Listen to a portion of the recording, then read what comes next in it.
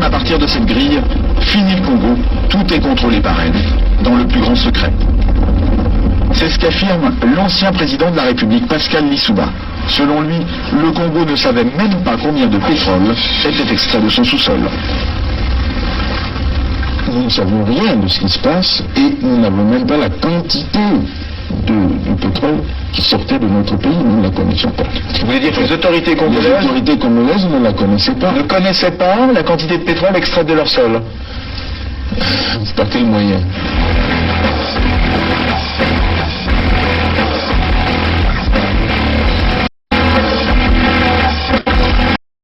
Une seconde chose, c'est qu'une grande partie de l'argent qui est dans notre porte-monnaie vient précisément de l'exploitation depuis des siècles de l'Afrique, pas uniquement, mais beaucoup viennent de l'exploitation de l'Afrique.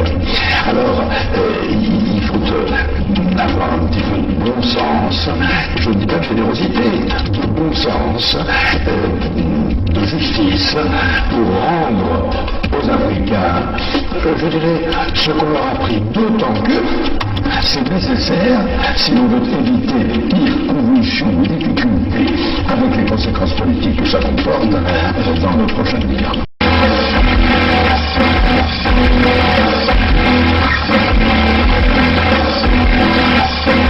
Et un pétrolier de 100 000 tonnes, cela représente près de 100 millions de francs qui échappent aux caisses du pays. On appelle ça une cargaison fantôme. Interrogé sur la question, Loïc Lefeuc-Pléjean ne dément pas qu'il y en ait une. Il y a des cargaisons qui sont produites et qui n'ont jamais été officiellement. Voilà. C'est des choses qui sont arrivées, bien sûr, dans le passé.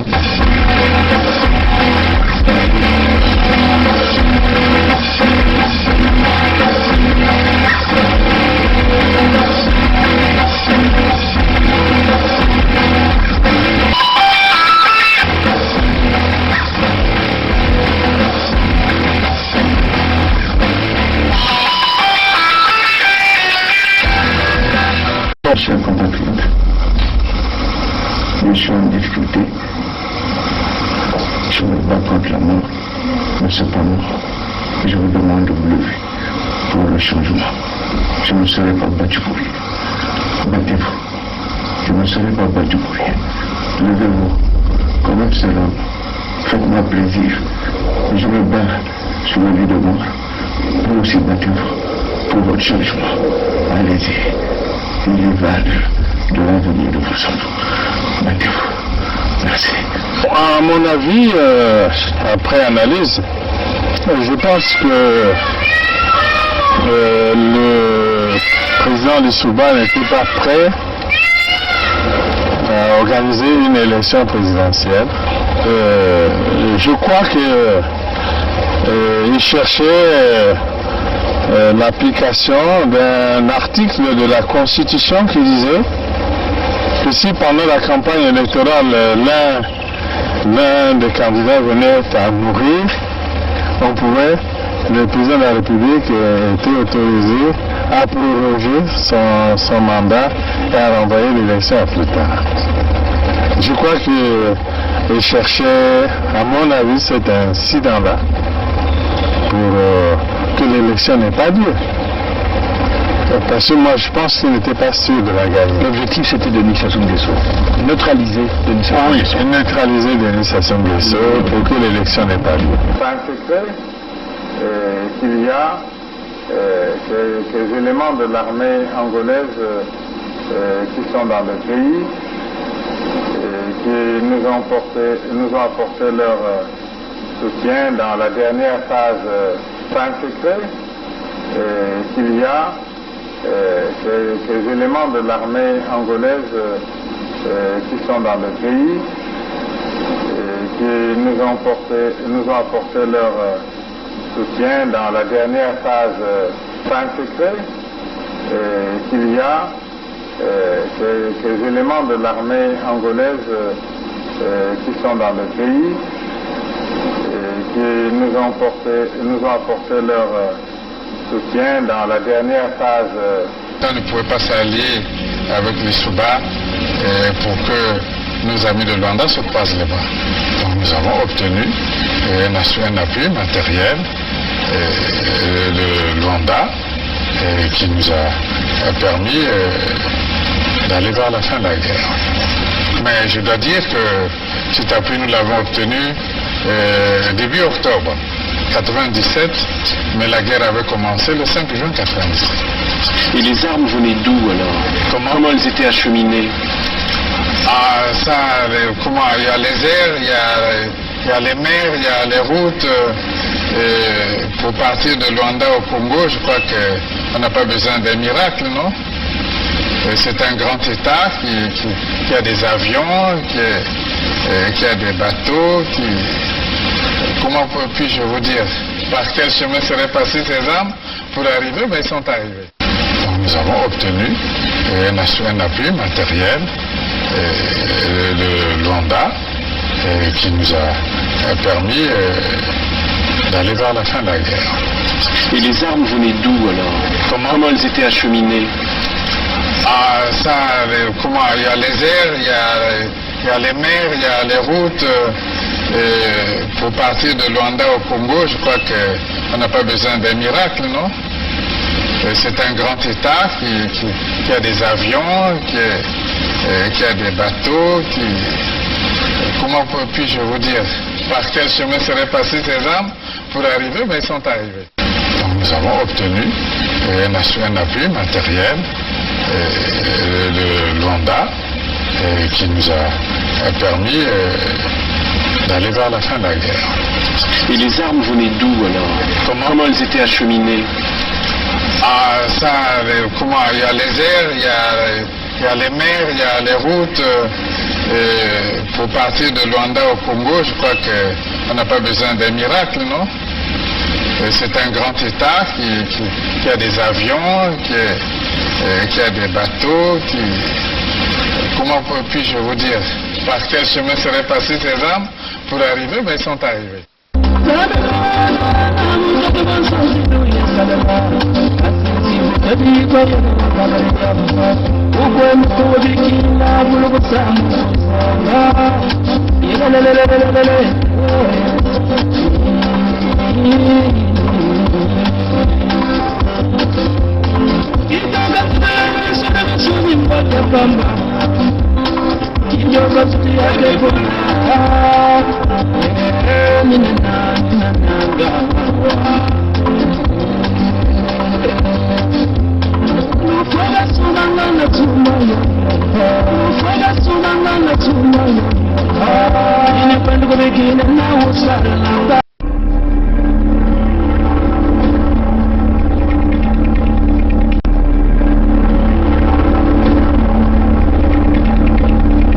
C'est les Congolais qui sauveront le Congo. Ce n'est pas la communauté internationale. N'y comptez pas. C'est les Congolais qui sauveront le Congo.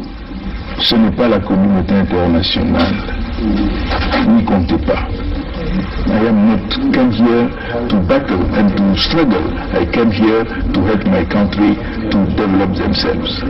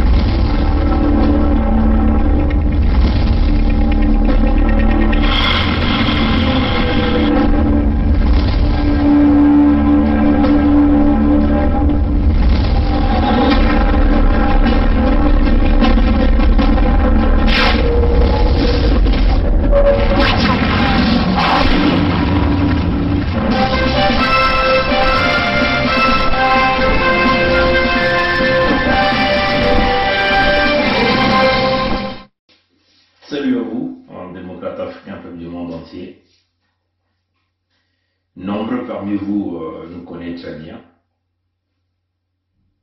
Et je crois que vous nous connaissez très bien. Quand nous avons constaté quelque chose, nous venons toujours auprès de vous pour vous informer, parfois pour lancer des alertes, parfois nous faisons des analyses pour que tout un chacun de nous puisse être bien éclairé là au Sud Congo.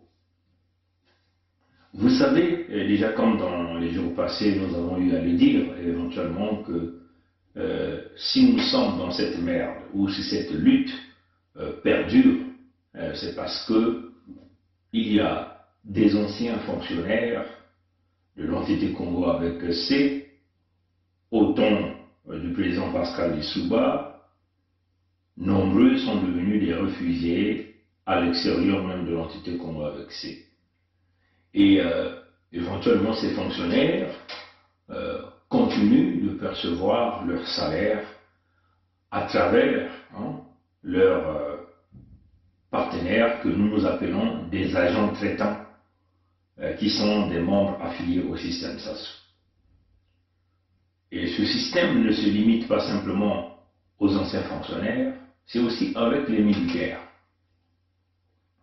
Des militaires au temps de Lissouba, nombreux se retrouvent à l'extérieur de l'entité Congo avec C. La plupart du temps ont ce fameux statut de réfugié politique au sens de la Convention des Nations Unies, mais ces militaires-là continuent donc de percevoir leur salaire. Une question de pouvoir le maintenir en état de quiétude dans les pays où ils sont présumément réfugiés. Ce qui fait que cette lutte tire en longueur. Parmi ces militaires, il y a des sous-officiers, des officiers, des hauts gradés, ainsi de suite. Et le système Mochi ou le système Sassou a fait de telle sorte que le salaire de ces anciens militaires ne soit jamais coupé. Et ce système a attribué ce que nous appelons des agents traitants pour entretenir le paiement des salaires. Pour les uns, parfois ils font des navettes entre leurs pays de refuge, qu'ils sont désormais détenteurs de la citoyenneté, et ils partent très souvent en catimini à l'entité Congo avec C pour percevoir leur salaire accumulé pendant tout le temps de leur absence. Parfois, ça peut faire une année qu'ils n'ont jamais mis pied, et quand ils vont partir, à travers donc leur agent traitant, dans cette milice des Mochi, ces militaires continuent à percevoir leur salaire. Certains de ces militaires, ils perçoivent leur salaire donc par le biais des ambassades du système SASU. Ce système est aussi valable pour des résistants qui portent ceux-là, ils ne sont pas fonctionnaires, mais ils continuent de jouer le rôle de résistance. Mais ces résistants-là, entre guillemets, sont aussi connectés à travers ce système des agents traitants du système SASU. Voilà pourquoi vous constatez qu'il y a toutefois, quand vous avancez dans un projet, vous constatez qu'il y a l'infiltration, vous constatez aussi qu'il y a une forte haute trahison, vous constatez aussi que la plupart des projets échouent et n'arrivent jamais au bout. Vous allez aussi remarquer que au sein de la diaspora, par exemple, vous allez constater qu'il y a la création des multitudes de groupes. Des gens bougent d'un groupe à un autre. Ils commencent par un groupe. Ils trouvent que ce groupe-là ne fonctionne plus. Il faut donc bouger à un autre groupe. Question de pouvoir miroiter, faire miroiter à notre peuple, surtout au Sud Congo, que c'est le nouveau groupe qui sera donc la solution. Prenons par exemple ce fameux groupe que vous connaissez très bien, qu'on appelait les Assises nationales, je crois bien, du Congo-Brazzaville, l'entité Congo avec C, qui regroupait tous ces gens-là qui ont fini l'école en empruntant les expressions utilisées par le frère Georges Birangui, vous allez voir tous ces gens-là avec ce fameux PhD qu'on nous fait miroiter, parce que nous, on n'est pas encore arrivé au PhD parce qu'on n'a pas vraiment assez de temps pour pouvoir le faire. Vous allez voir tous ces super intelligents, tous ces, entre guillemets, ces communicants qui parlent mieux français que nous sont dans ce groupe, étaient dans ce groupe. Et à un certain moment, les assises n'ont plus fonctionné. On a eu donc des cassures, certains d'ensemble on allait créer, alors nous sommes venus nous parler, ce groupe que nous appelons ici CRC. CRC. Ce que nous avons appelé la CRC ici, c'est, je crois, Congrès de Renaissance pour l'entité Congo avec C. C'est comme ça c'est comme ça qu'ils définissent ça. Je vais essayer de regarder ça. Voilà, donc nombreux sont allés créer plusieurs groupes. Parmi ces groupes, il y a éventuellement ce fameux Congrès de Renaissance pour l'entité Congo. Déjà quand vous voyez pour l'entité Congo, avec C. Donc je vais essayer simplement confirmer, si c'est ça la définition, le CRC, ce qu'ils ont appelé, voilà, le Congrès pour la Renaissance du Congo avec C. CRC. Le Congrès pour la Renaissance du Congo avec C. La question que tout le monde se pose, qu'est-ce qui n'a pas fonctionné pour que ces mêmes individus continuent de changer de groupe? Ces mêmes individus sont partis des assises qui étaient très avancées, parce que nous nous souvenons que nous avons donc formé une délégation avec pas mal des amis de la place de Paris, des assises, et nous nous sommes retrouvés du côté de Washington DC. On est même parti au National Endowment for Democracy pour pousser la situation du Congo, pour empêcher que le Moshi se change de la Constitution.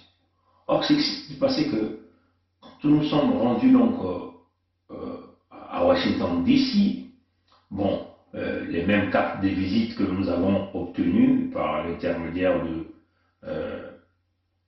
des responsables que nous avons rencontrés, ces mêmes cartes de visite se sont retrouvées du côté des Moshi. Et les Moshi, donc, ont fait donc ce travail de balayage après donc notre passage.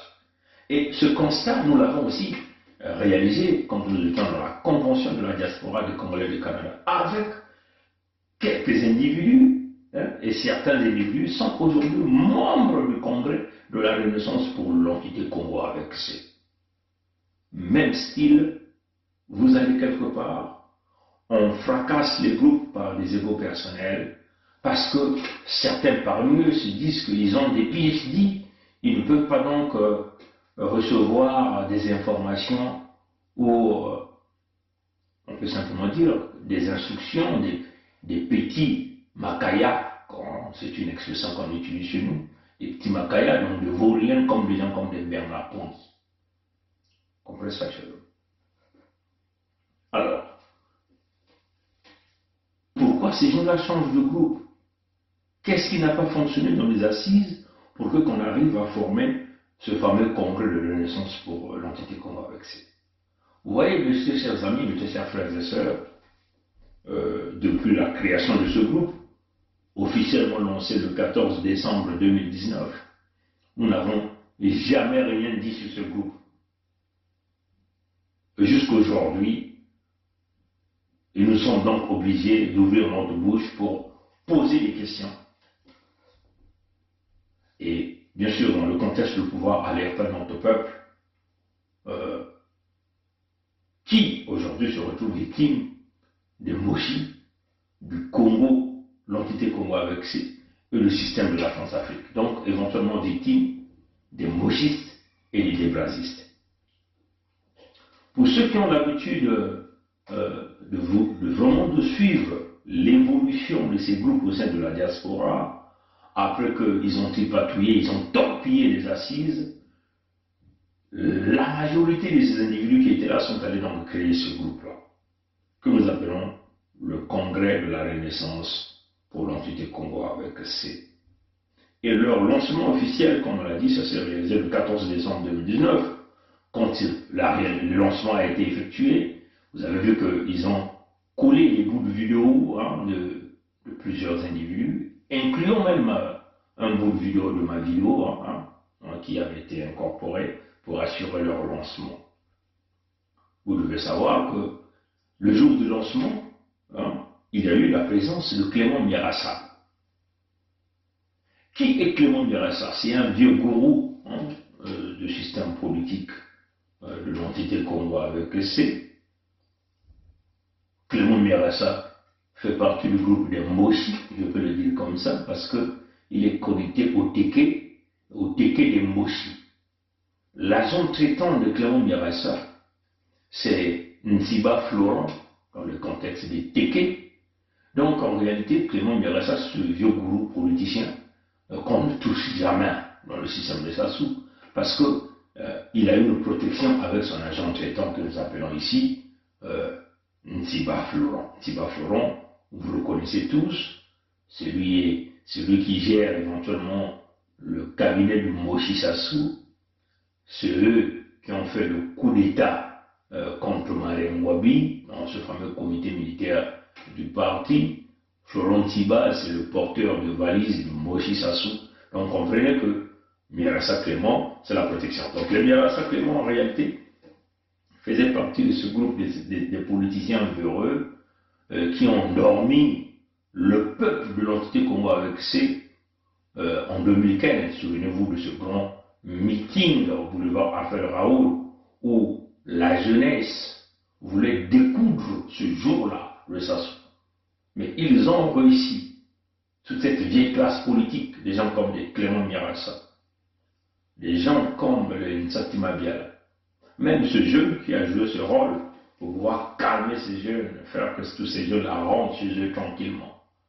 Paul-Marie Mpouélé, qui aujourd'hui a été simplement assassiné, empoisonné parce que c'est un fils du Sud. On a vu au commis, tout le monde en parlait. Ils ont tout fait pour calmer le peuple ce jour-là, à protéger coûte que coûte le pouvoir Moshi, parce que c'est ce jour-là que le Moshi Sassou sautait et tout son système devait être dynamité ce jour-là. Ils ont tout fait ce jour-là avec les Miarassa pour protéger le système. Nous savons aussi que ces vieux groupes politiciens sont allés créer deux fronts politiques.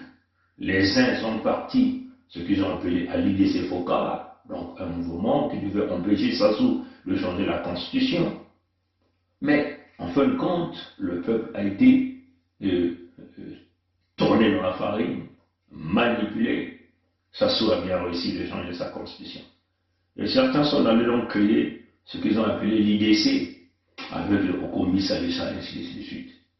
Donc tous ces groupements politiques, dont leur objectif commun était d'empêcher le changement de la constitution par le Moshi Sassou. Mais tous ces groupes ont fini, à la fin, ils nous ont fait savoir qu'ils ont échoué. À un certain temps, tous avaient disparu, ils ont réapparu. Les uns ont été placés dans ce qu'ils ont appelé l'opposition des institutions. Nous nous souvenons, Nsati Mabiala avait l'habitude de le dire, même le défunt Kolela Pafegui le disait, qu'ils étaient dans l'opposition des institutions. Jamais vu l'opposition des institutions, une nouvelle expression dans le contexte politique de l'entité Congo avec C, et ils ont réussi à faire avaler cette pilule à la jeunesse et à manipuler le maximum de notre peuple. Les Miarassa sont restés dans ce que nous appelons, entre guillemets, l'opposition radicale. Mais sans être effectivement radicales. On les a tous vus passer tout leur temps à faire des petites réunions dans les salles, incapacité totale de mobiliser d'ailleurs, par carence même déjà même de pouvoir emmener l'engouement du peuple, surtout de la jeunesse qui avait compris le jeu de ces gourous, des manipulateurs politiciens qui ne vivent que du son du Sud-Congo, bien sûr, avec les fonds de contribuables, des salaires payés par le Moshi Sassou. Clément Miarassa était donc l'un des manipulateurs qui donc avait donc lancé ce que nous appelons la CRC, le congrès de la Renaissance pour l'entité Congo avec C. Toujours dans le contexte du Congo, un est indivisible, le Congo de Moshi, le Congo qui ne donne aucun bénéfice pour nous, descendants Congo. Éventuellement aujourd'hui, ce fameux CRC, en dehors de Mirassa, qui est éventuellement l'un des cerveaux penseurs autour de cette idée, pour pouvoir dissuader la diaspora en disant que c'est une plateforme politique, endormir le maximum de monde. Et Mirassa demeure ces gros politiciens comme nous voyons parfois apparaître sur un média spécifique, qui est le média de notre frère Christian Perrin, où ils peuvent s'exprimer librement, toujours zéro rapport au peuple. Parce que ces gens-là n'ont aucune connexion réellement avec notre peuple au sud Congo. Aujourd'hui, le Congo de la Renaissance est géré par Simon-Pierre Musunda.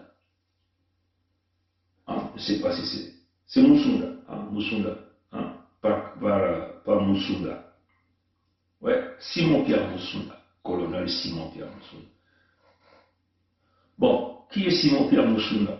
On va quand même vous le dire, mes chers amis, parce que c'est une question ici de rétablir la vérité, et que notre peuple doit savoir ce qui est en train de se dessiner derrière les portes. Souvenez-vous, de la même façon que eux, ils sont en train de bâtir leur stratégie, nous avons notre oreille, nous avons nos yeux pour regarder ce qui est en train de se passer. Et notre peuple doit savoir la vérité dans les manipulations dont on est en train de faire miroiter.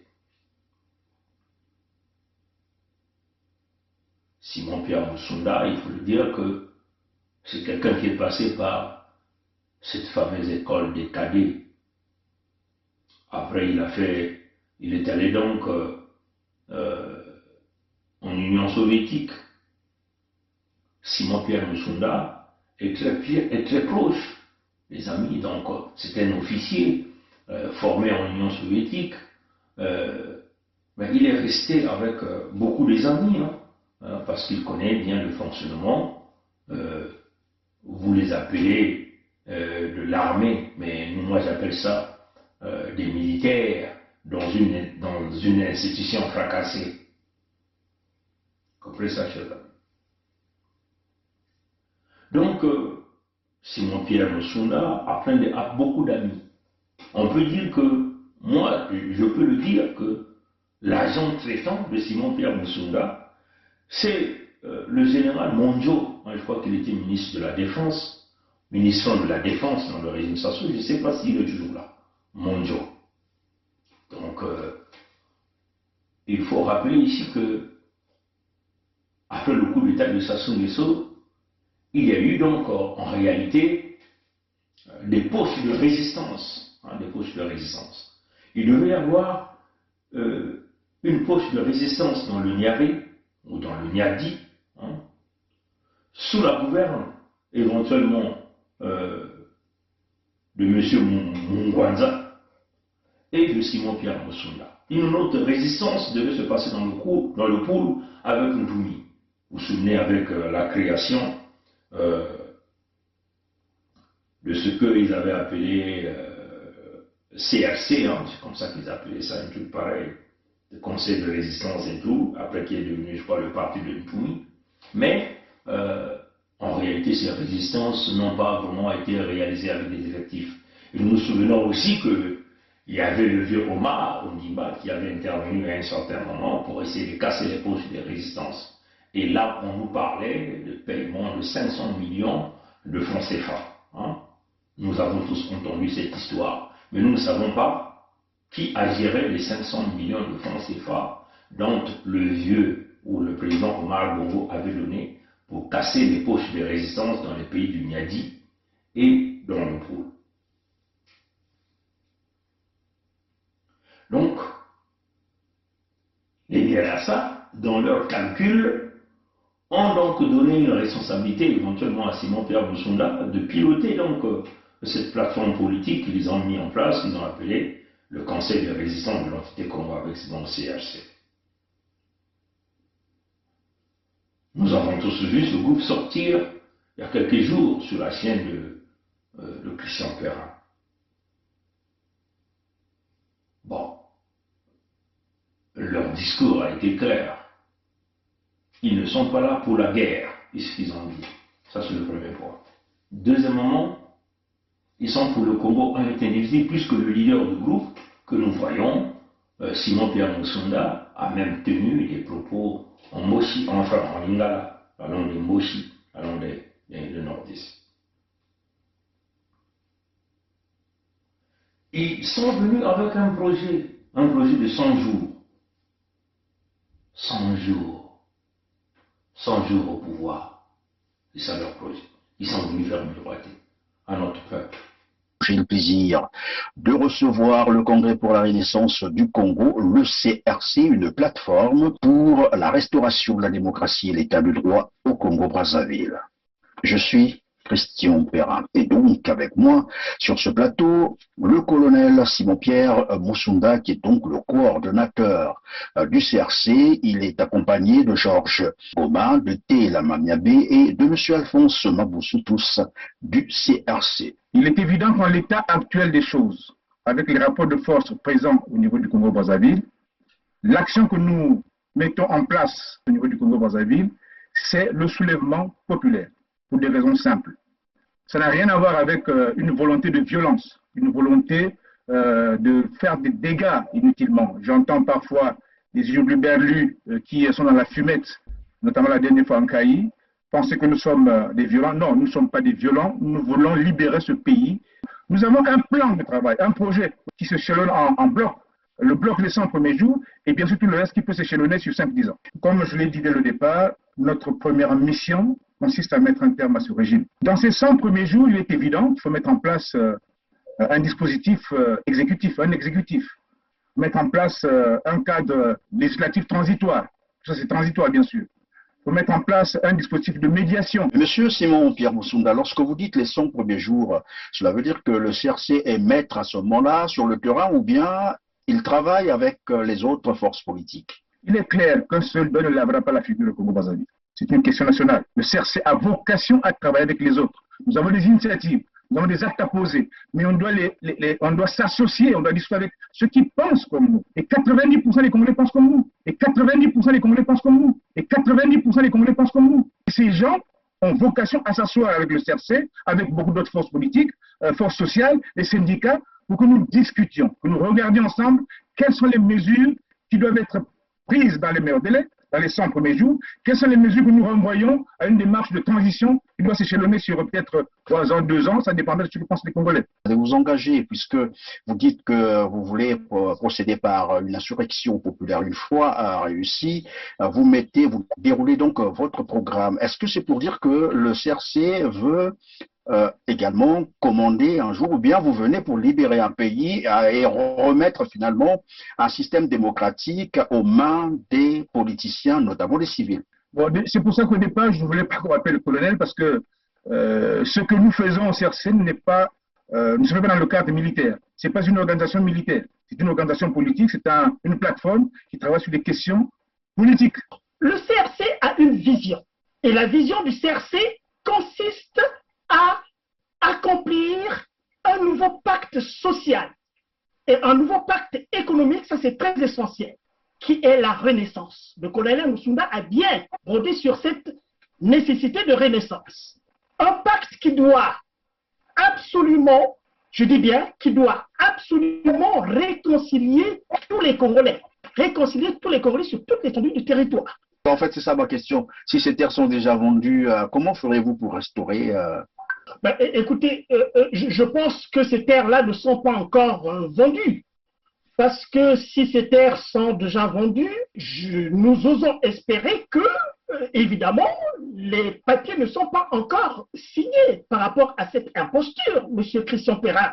Dans votre action, vous avez besoin du concours de tous les Congolais.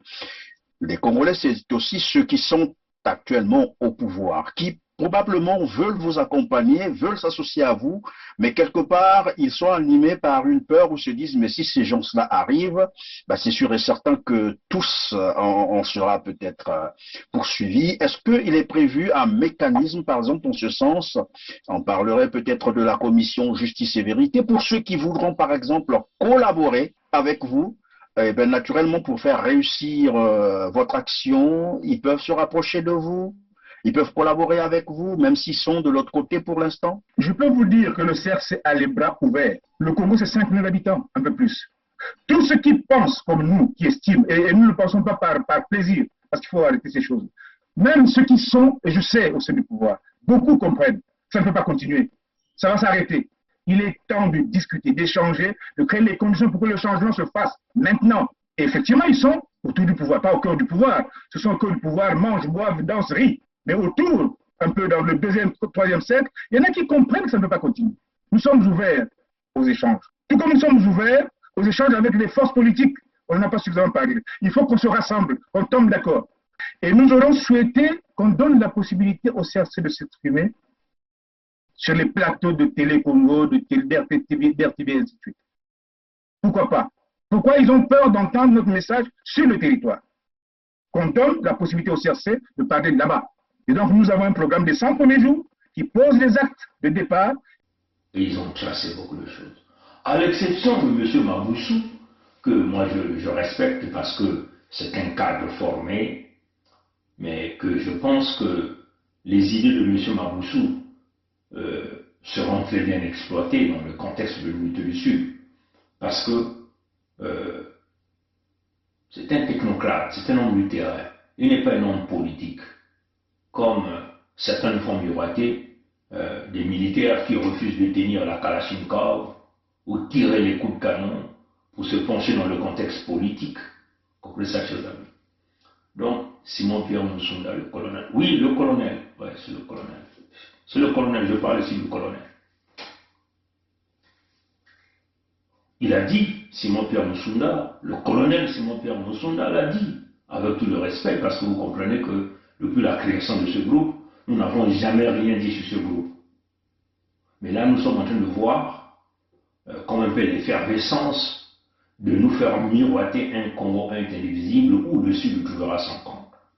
Et donc, nous sommes obligés de monter au créneau pour informer notre peuple de ce qui est en train de se dessiner et d'essayer de montrer les relations qui existent entre les leaders de ce groupe avec le système en place.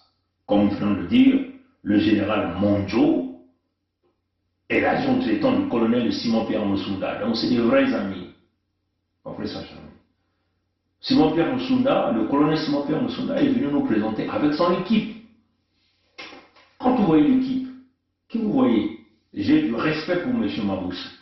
Parce que c'est un homme de terrain, c'est un technocrate, il connaît qu'est-ce que c'est le terrain en ce qui concerne le relancement économique, le relancement dans le secteur pétrolier, que moi j'ai fait partie de ce système aussi, parce que j'ai travaillé dans le domaine pétrolier. Donc, M. Maboussou, c'est des grands technocrates que nous aurons toujours besoin dans le contexte de l'unité du Sud. Un colonel qui vient sur les médias, qui dit qu'il n'est pas pour la guerre, mais il est pour le soulèvement populaire, il est pour l'insurrection. Il a quel moyen pour déclencher l'insurrection populaire? Quelles sont ses stratégies pour diligenter le soulèvement populaire ou l'insurrection populaire au Congo? Face à un peuple traumatisé, un peuple qui a été pillé, un peuple qui manque de tout. Et ce n'est pas pour une première fois. Souvenez-vous, lors du lancement déjà de ce groupe, nous avons déjà entendu les mêmes discours. Nous étions en 2019, 2020, et nous allons quasiment aujourd'hui vers septembre 2021. Rien n'est fait. Est-ce que c'est un colonel qui compte que, voilà, le peuple se soulève encore, qu'on parte canarder les enfants des autres et ils viendront après pour prendre le pouvoir, faire comme ça sont en train de faire? Nous ne savons pas.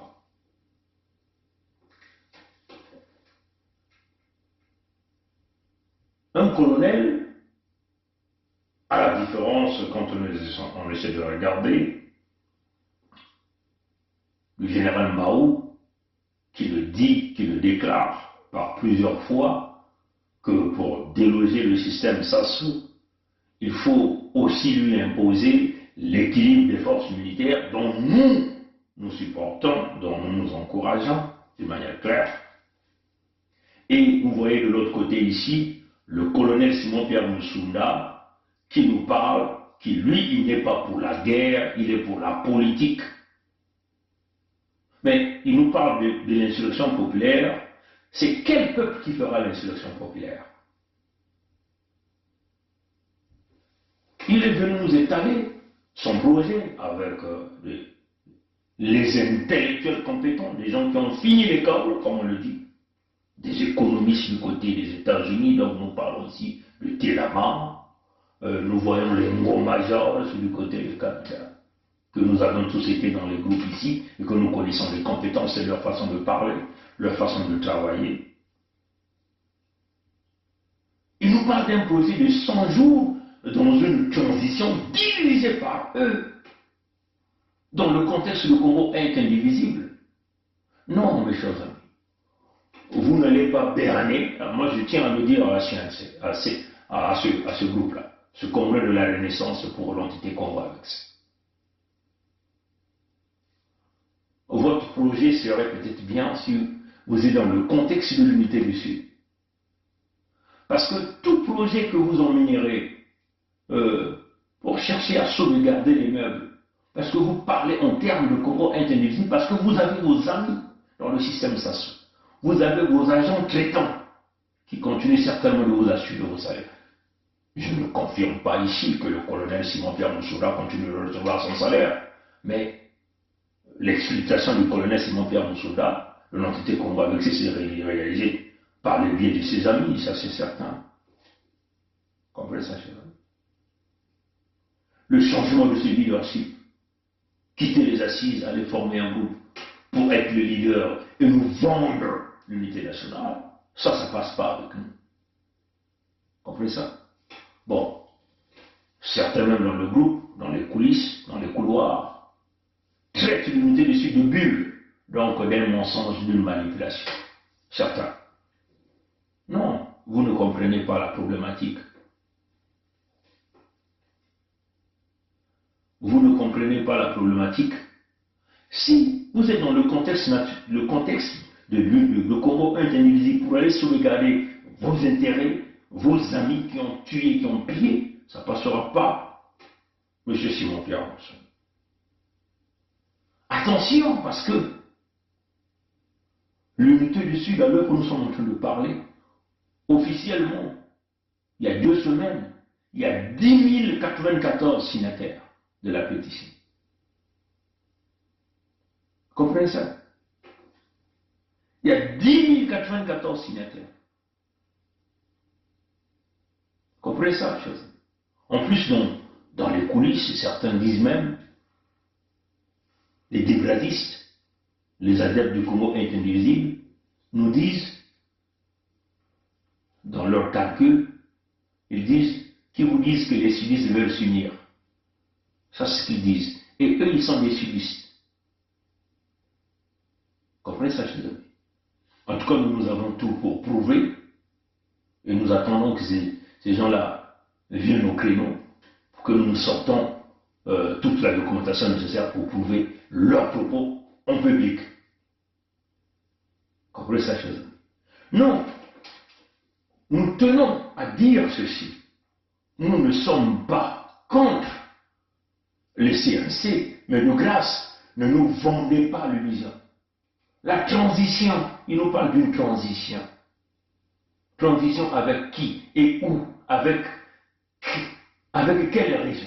Parce que le Sud aujourd'hui, vous partez de Ntoto, vous partez de Mpangala, venez dans la Bwenza, vous allez dans le Niadi, vous allez à Luango, vous allez dans la Lekumu. Tous ces gens-là disent non dans le Congo indivisible. Et votre transition là, vous allez le faire où? Bon, certains nous parlent même ce que j'ai appelé la décentralisation. Ça, c'est ce que C'est ce qu'il vient de nous parler. Mais je crois que vous avez suivi le professeur Bakunda Mbele, qui a dit carrément que la formule aujourd'hui qui fonctionne, c'est le fédéralisme. Comprenez ça? Et bon, là c'est entre eux les gens qui ont des PhD, parce que Bakunda Mbele avait été interviewé par Ngoma George. Donc entre eux, les gens intelligents qui ont fini l'école, ceux qui nous disent, ceux qui disent qu'ils sont plus intelligents que les autres, les pommiers, c'est des petits macayas, c'est les porteurs de valises, tout ce qu'ils disent c'est pas bon. Ou on nous met dans la catégorie des activistes, c'est ce qu'ils disent dans les couloirs. Eux c'est des activistes, ce n'est pas la politique. Mais malheureusement pour eux, ils n'ont pas la base, comme on dit. C'est ce qui dit Félix a eu le pouvoir parce qu'il avait la base. Vous n'avez pas de base. Ni vos Français sur lesquels que vous êtes en train de compter pour pouvoir vous soulever, pour aller consulter un gouvernement avec les mêmes gourous politiciens comme les Mirassa. Donc vous allez voir quasiment les mêmes individus, les mêmes Mounari, et ainsi de suite. Cette formule ne fonctionne pas.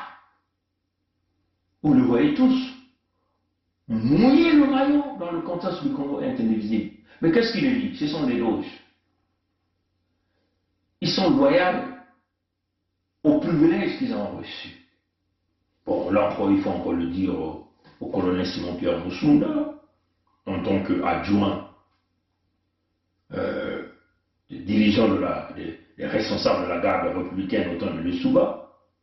Vous avez déjà failli à votre mission parce que vous avez coulé cette institution. Vous avez laissé le pouvoir aux mains de Moshi. Et vous voilà encore aller sauvegarder vos femmes. Non, nous on dit non.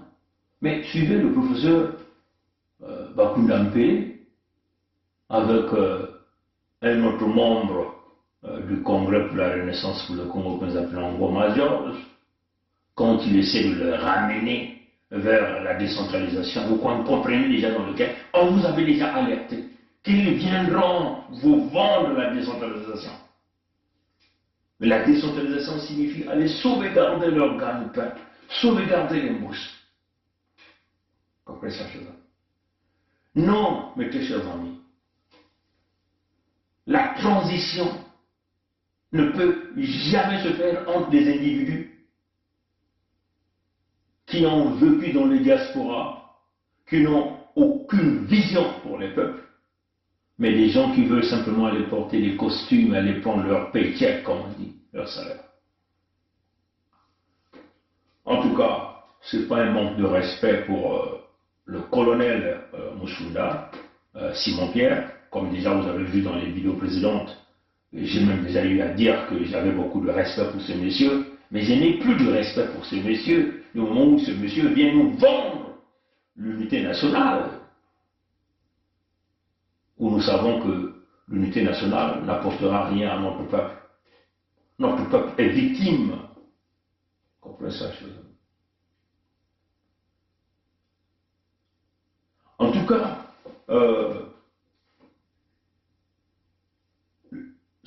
le colonel Simon-Pierre Moussunda, c'est des gens compétents. Mais nous pensons que cette compétence peut encore servir son peuple, d'où il vient. Parce que c'est un fils du Niadi. Il peut encore servir et être un élément capital dans la formation des forces de sécurité de Sud-Congo. C'est quoi son intérêt pour pouvoir aller sauvegarder les Moshi? Quel est son profit? Les Moshi qui n'ont aucun sens dans la situation réelle du Sud-Congo, les Moshi qui nous ont toujours tourné le dos. C'est quoi votre problème, colonel Simon-Pierre Moussunda? De vouloir aller sauvegarder vos parents dans le Niadi, qui sont souffrants, qui sont tués, qui ont tout perdu. Est-ce que c'est simplement parce que vous devez aux Moshi qui vous ont sauvé la vie, qui vous ont insulté, ou aux Moshi qui continuent de vous assister? Non. Nous, en tant que jeunes, on a compris. En plus, ne nous traitez pas d'activistes. Les activistes, ce sont ceux qui revendiquent. Nous, on revendique, on propose et on donne le cap. Donc, même si nous n'avons pas fini l'école avec les PhD, mais nous sommes dans le niveau des cerveaux penseurs, des gens qui ont une vision claire pour leur peuple, des gens qui savent ce qu'ils sont en train de chercher. Vous comprenez que tous ces aînés ont tourné le dos à l'unité du Sud. C'est-à-dire que le peuple du Sud n'a rien à voir avec eux. Les terres du Sud n'ont rien à voir avec eux. Les richesses naturelles du Sud n'ont rien à voir avec eux. Mais ce qui est plus important pour eux, c'est le pouvoir qu'ils sont en train de leur donner, sans pourtant fournir des efforts. Non, ça ne passera pas. Donc, nous tenons ici à dire à notre peuple, depuis décembre 2019 que le Congrès de la Renaissance CRC a fait son lancement avec des gens comme les Mirassa, nous sommes toujours au même point que les discours, zéro concrétisation sur le terrain. Mais ces gens-là continuent de compter que c'est le soulèvement populaire d'un peuple affaibli qui va vouloir les ramener au pouvoir. Et vous voyez, pour vous endormir, ils vous proposent même un projet de 100 jours. Comment ils vont relancer l'économie de l'entité Congo avec ces 100 jours.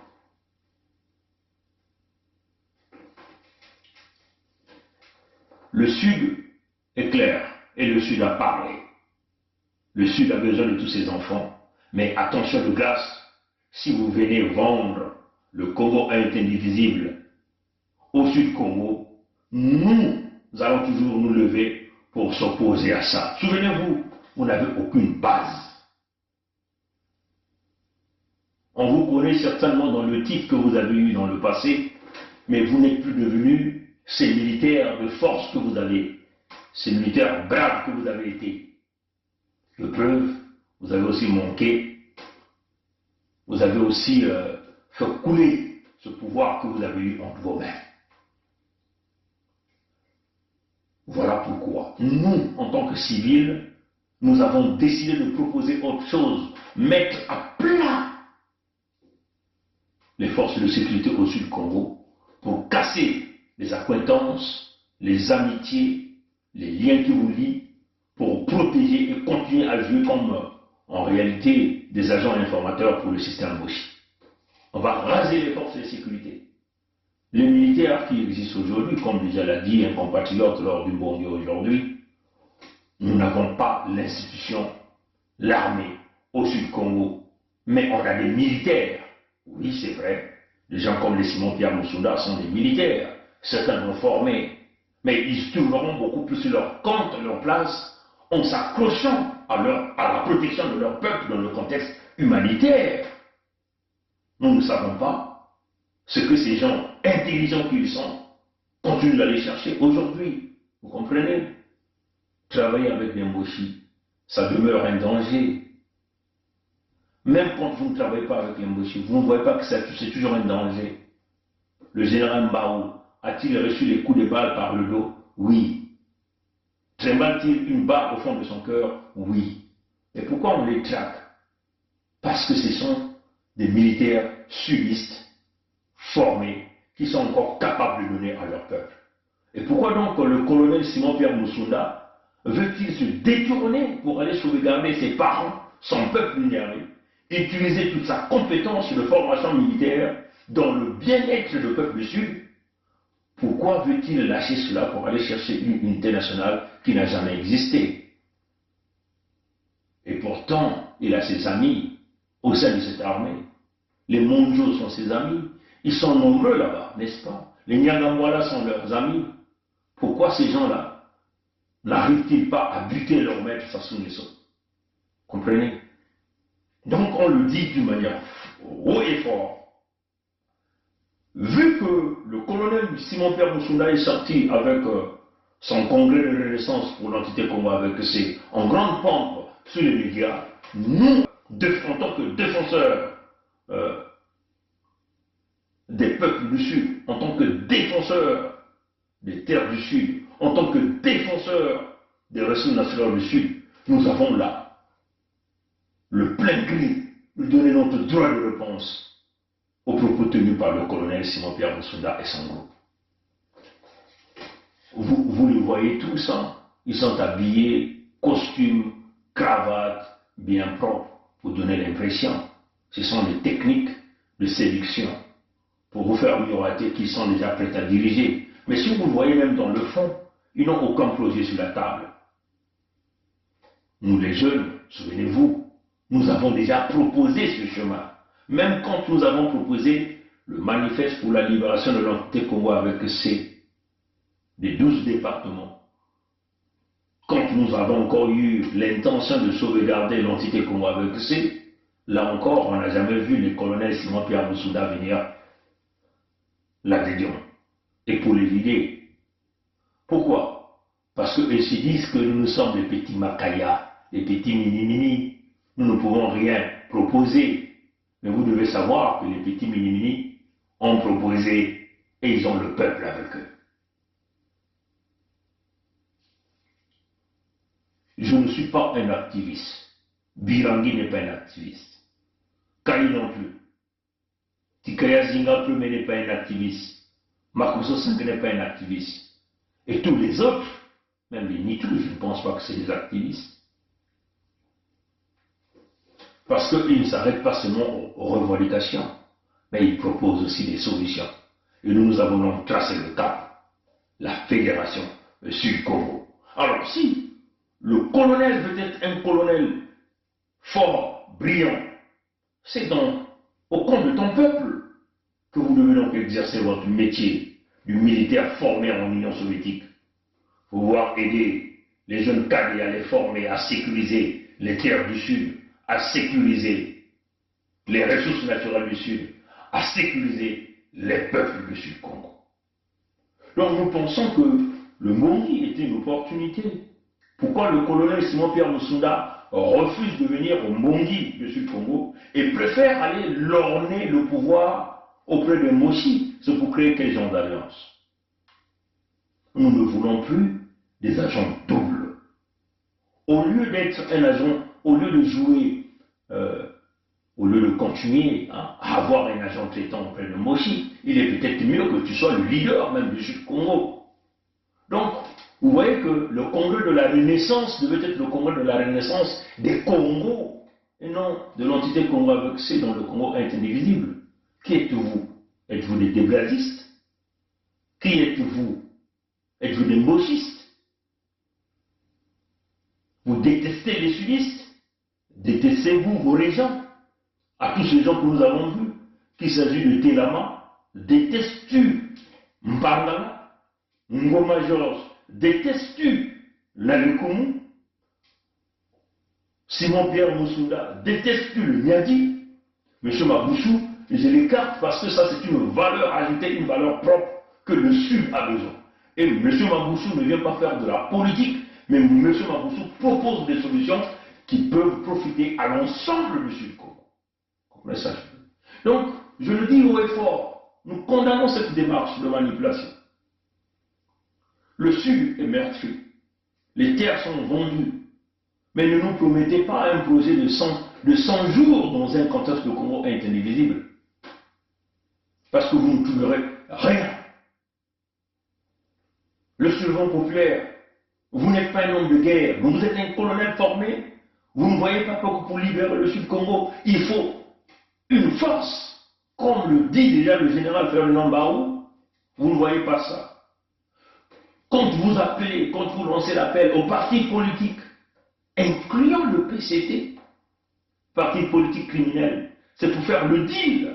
Donc vous êtes derrière un deal. Et en plus, votre sortie coïncide avec l'arrivée de Moshi Sassou sur la place de Paris.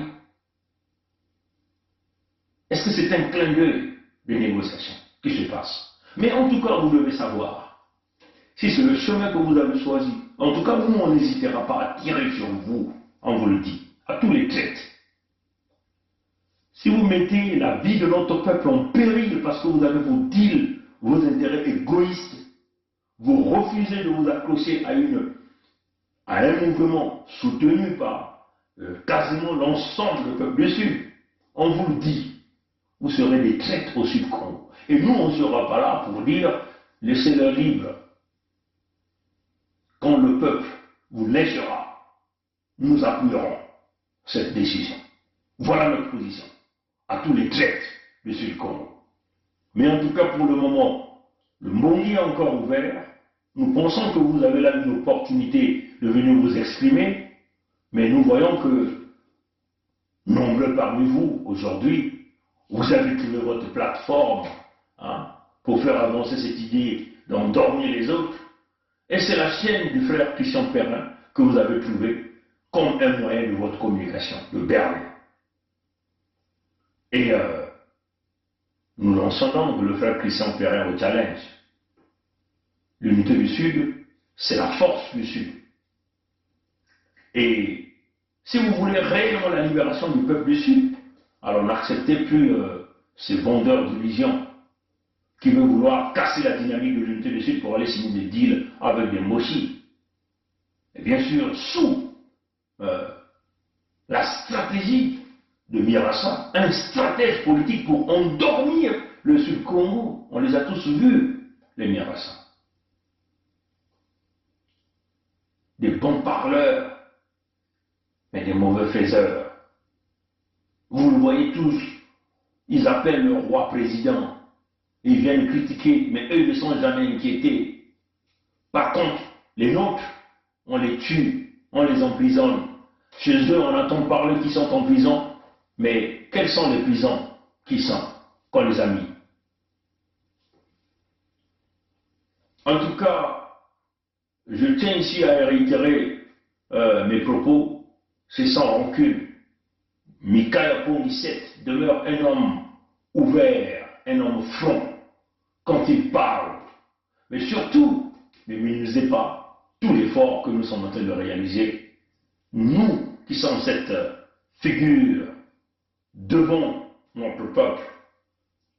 Et ne nous mettez pas dans le rang des activistes ou dans le rang des résistants, parce que nous sommes résilients.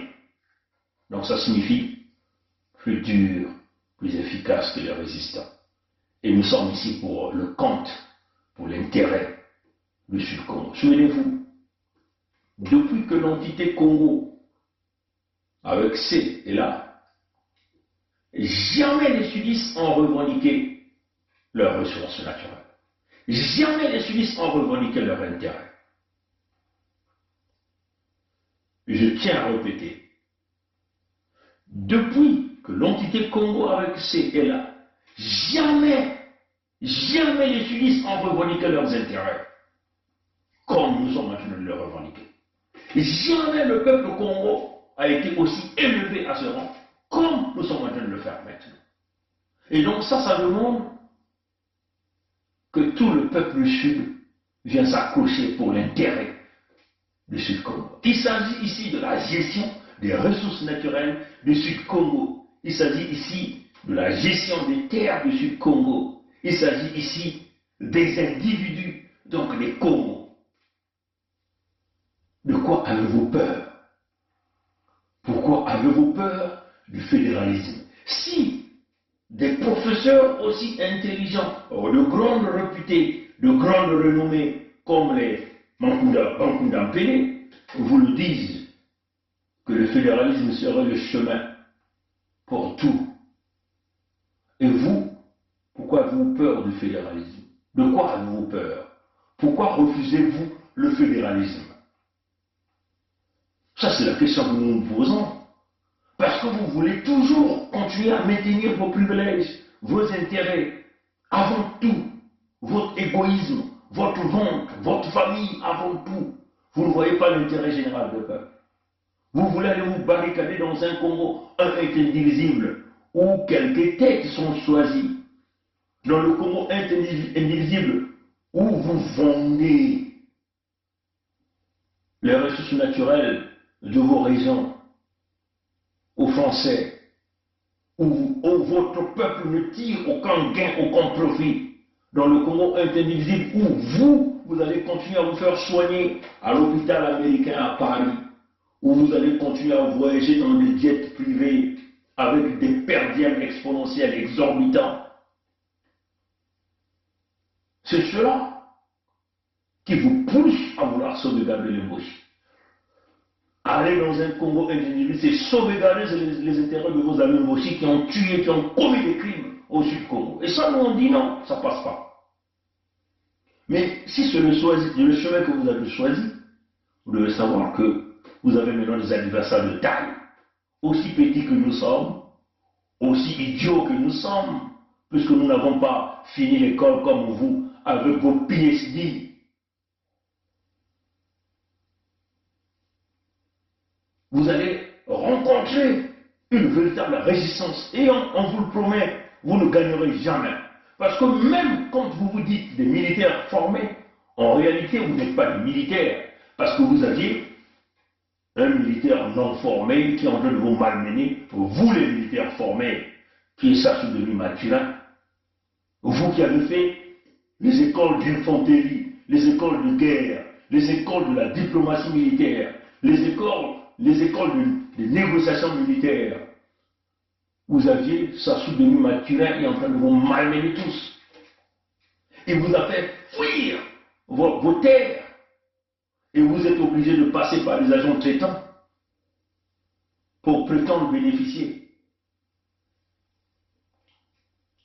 Vous savez, le leadership, on est avec. Vous comprenez ça, chers amis?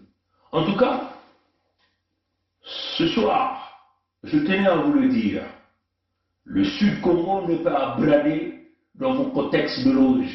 Le Sud-Congo n'est pas à vendre pour vos intérêts personnels. Les terres du Sud n'est pas à léguer aux étrangers.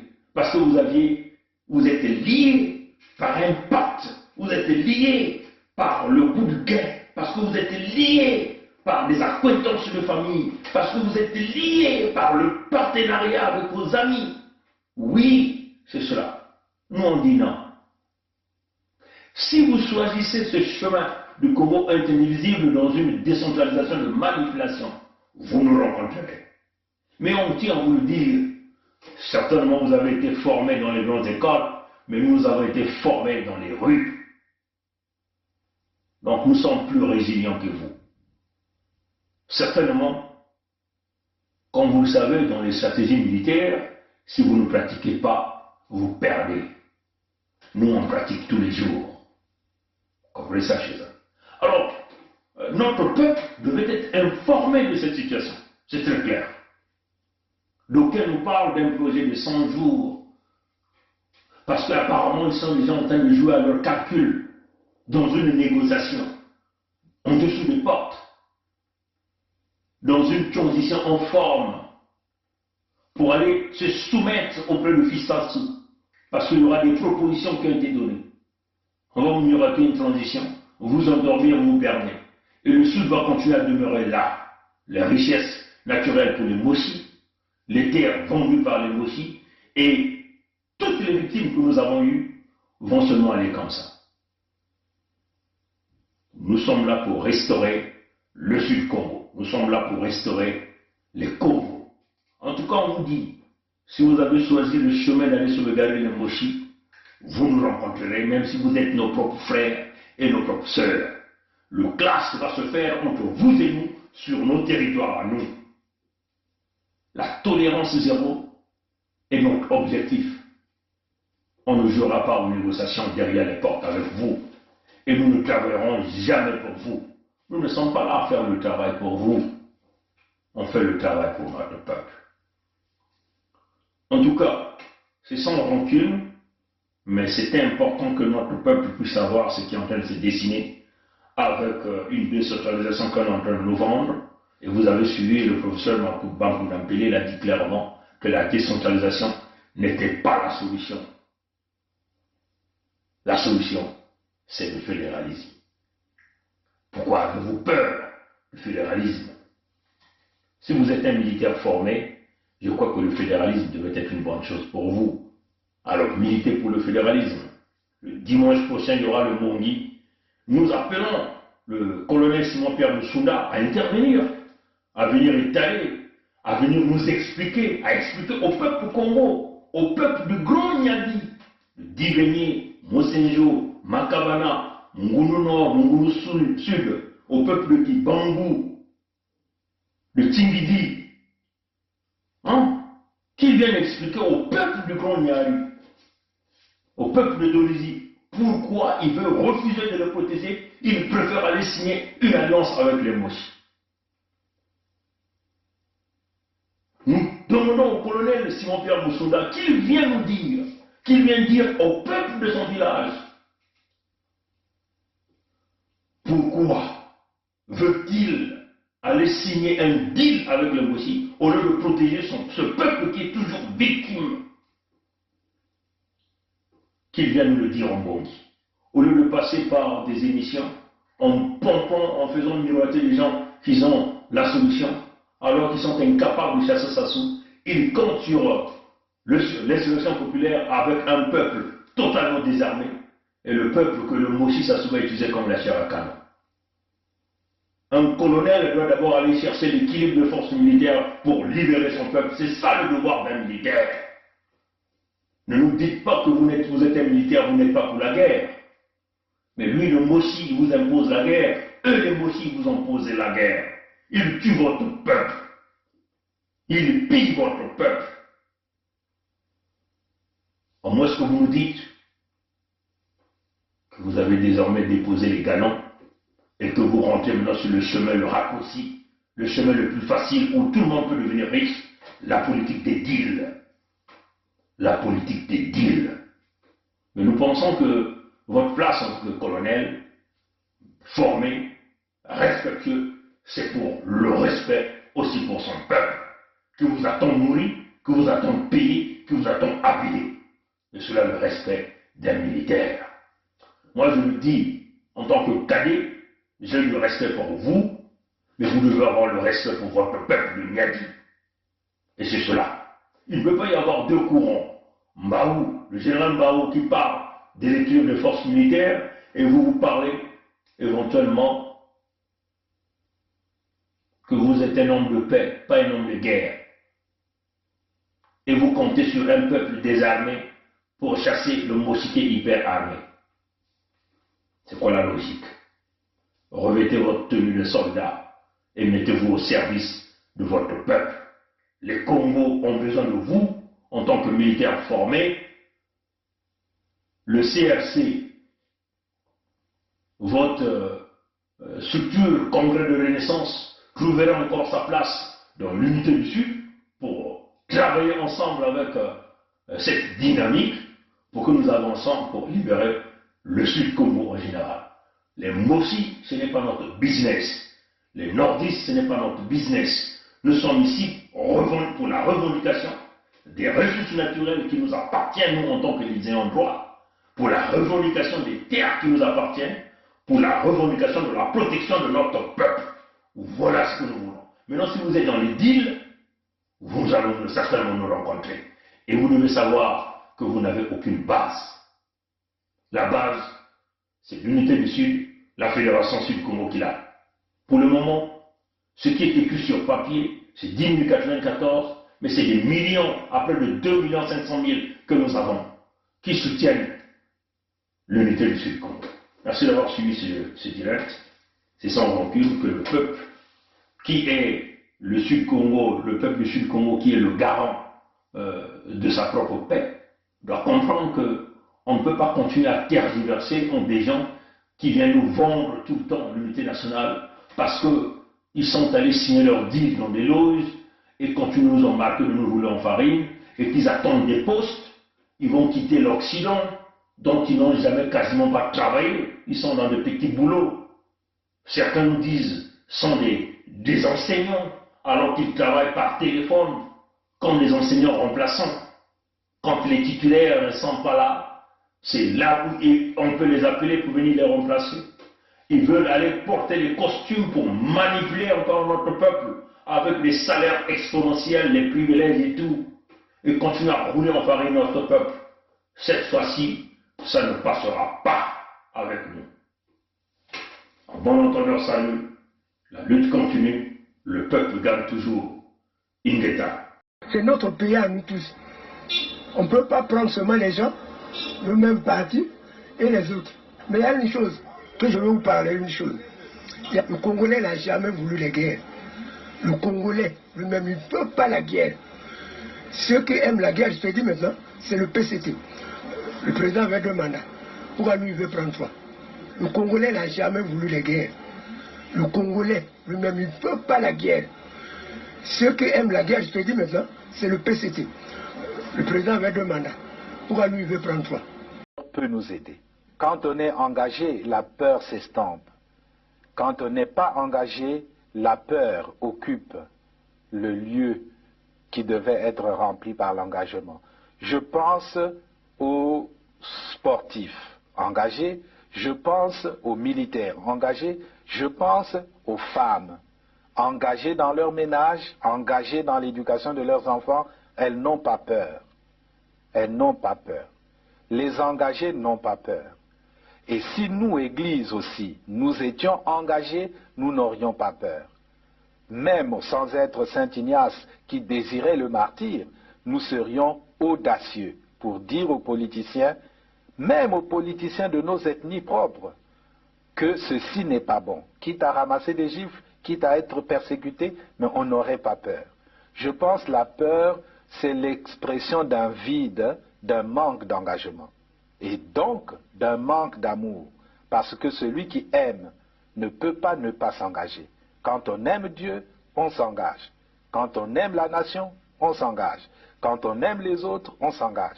Quand on n'aime pas, pourquoi s'engager? Et je vous dis, aujourd'hui, je vous le dis, nous avons eu le général Dabira, moi et le colonel Bongo, qui était à la sécurité militaire. Nous avons eu à rendre compte au cours d'une réunion de commandement présidée par le président de la République de ce que des assassinats étaient commis et qu'il fallait prendre les mesures pour faire cesser cet état de choses.